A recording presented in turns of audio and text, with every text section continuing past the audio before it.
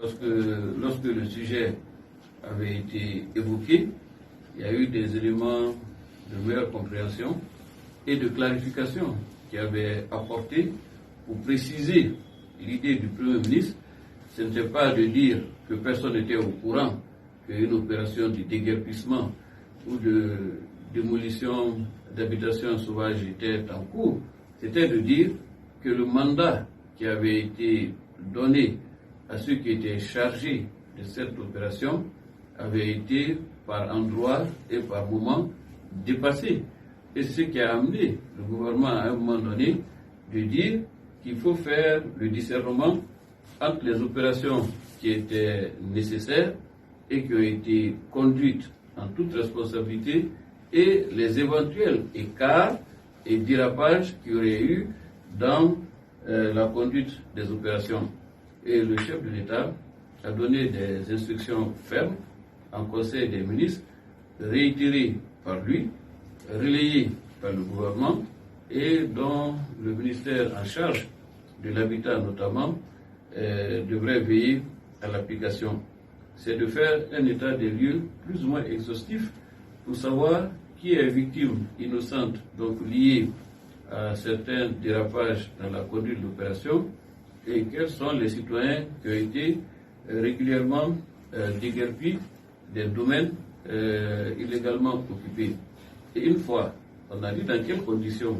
D'ailleurs, le recensement des victimes éventuelles se ferait et aussi les mesures de dédommagement qui accompagneraient cette clarification de la situation suite à de nombreuses récriminations qu'il y a eu autour de l'opération. Donc il n'a jamais été question d'irresponsabilité de l'État et du gouvernement.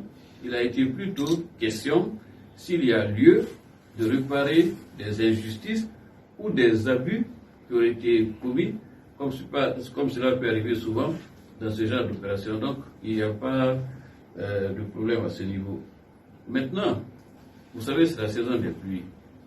Vous avez vu récemment les cas d'inondation qu'il y a eu, et aussi de destruction, malheureusement, de maisons avec parfois, hélas, des victimes, parce que simplement, les voies d'évacuation des eaux de ruissellement sont occupées par des habitations. Donc il s'agit plus même d'une sécurité pour les citoyens et de protéger leur vie que uniquement d'une opération de salubrité publique.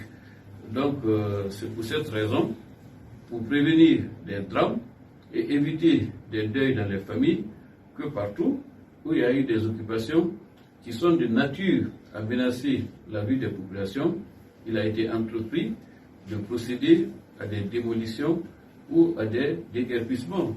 Parce que si le gouvernement reste indifférent à la situation, et on ne le souhaite pas, comme par le passé, on l'a vu sur un site d'ordure, ce qui s'est passé. Donc si le gouvernement reste indifférent, ne prenez pas des dispositions anticipatives et qu'un drame survienne, je suis convaincu que vous serez les premiers encore à pointer un doigt accusateur sur le gouvernement en l'accusant d'avoir failli à sa mission.